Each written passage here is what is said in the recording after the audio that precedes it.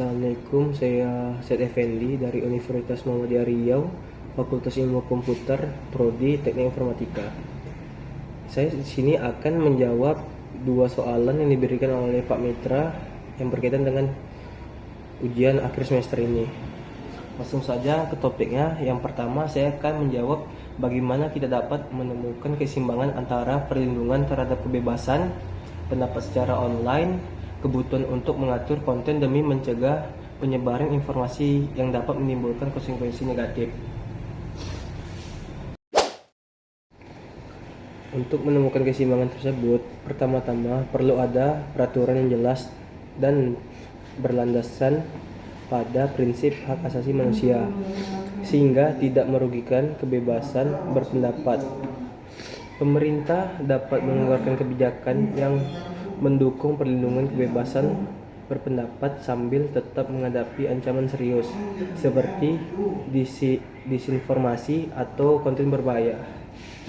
Selain itu, platform online perlu berperan aktif dalam mengatur konten dengan menerapkan kebijakan moderasi yang transparan. Proses pengambilan keputusan terkait moderasi harus dapat dipahami oleh pengguna dan tidak bersifat sewenang-wenang. Kejelasan aturan ini membantu meminimalkan risiko sensor dan manipulasi.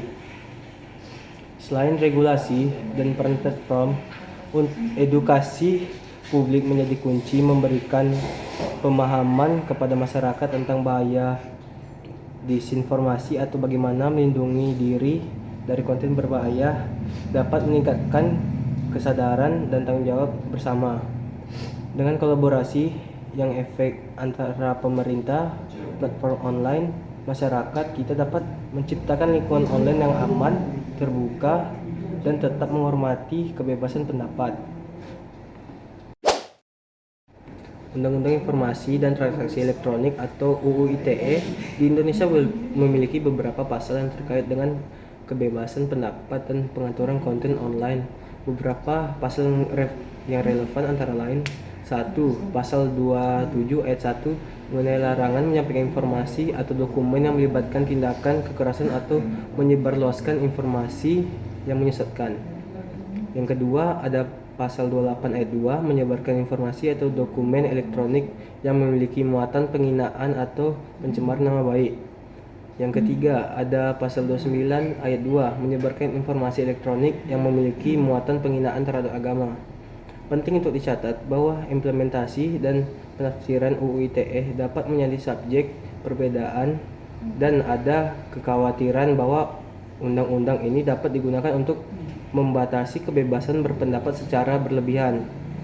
Kontroversi dan kritik terhadap UU ITE telah muncul terkait dengan potensi penyalahgunaan dan dampak terhadap kebebasan berekspresi. Perubahan atau amandemen terhadap undang-undang tersebut dapat terjadi seiring waktu. Lanjut ke soal kedua, bagaimana sistem hukum yang diatur dalam Undang-Undang ITE Jilid 2 dapat mempengaruhi sikap pengguna internet terhadap ekspresi pendapat mereka secara daring. Penggunaan Undang-Undang Informasi dan Transaksi Elektronik atau UU ITE Jilid 2 dalam menutup akun media sosial atau membatasi kebebasan berekspresi online dapat memiliki implikasi terhadap diskusi terbuka dan pertukaran ide dalam masyarakat. Hal ini dapat menciptakan potensi terbatasnya kebebasan pendapat dan menyuarakan opini yang bisa mempengaruhi pluralisme dan keragaman pandangan dalam ruang digital. Penting untuk memastikan bahwa penggunaan UU ITE sejalan dengan prinsip kebebasan berpendapat yang sehat dan tidak menghambat pertukaran ide yang konstruktif. Apakah UU ITE dapat mempengaruhi sikap pengguna internet ketika ingin berekspresi? Ya, Undang-Undang Informasi dan Transaksi Elektronik atau UU ITE dapat mempengaruhi sikap pengguna internet terhadap kebebasan berekspresi. Implementasi dan penegakan UU ITE bisa menciptakan ketidakpastian dan kekhawatiran di kalangan pengguna internet terkait dengan batas-batasan pada kebebasan berpendapat dan berekspresi online. Pasal-pasal yang terkait. Berikut adalah penjelasan singkat tentang beberapa pasal yang umumnya terkait dengan isu kebebasan berekspresi dan masalah terkait di Undang-Undang Informasi dan Transaksi Elektronik atau UU ITE Indonesia. Yang pertama ada pasal 27 ayat 1 mengatur tentang pencemaran nama baik dilakukan media elektronik. Pelanggaran pasal ini dapat menghadapi sanksi pidana.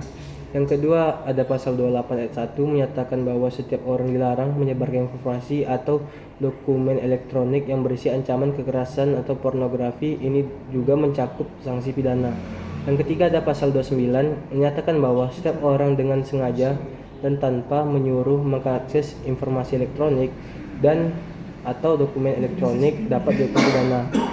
Yang keempat ada pasal 31 mengatur tentang pencurian identitas elektronik yang dapat berdampak pada kebebasan individu dalam menggunakan identitasnya secara online. Penting untuk dicatat bahwa penafsiran dan penerapan pasal-pasal ini dapat bervariasi dan perubahan peraturan atau penegakan hukum dapat memengaruhi cara pasal-pasal ini dijalankan. Untuk pemahaman yang lebih mendalam, disarankan untuk merujuk langsung pada teks resmi UU ITE dan konsultasi dengan ahli hukum.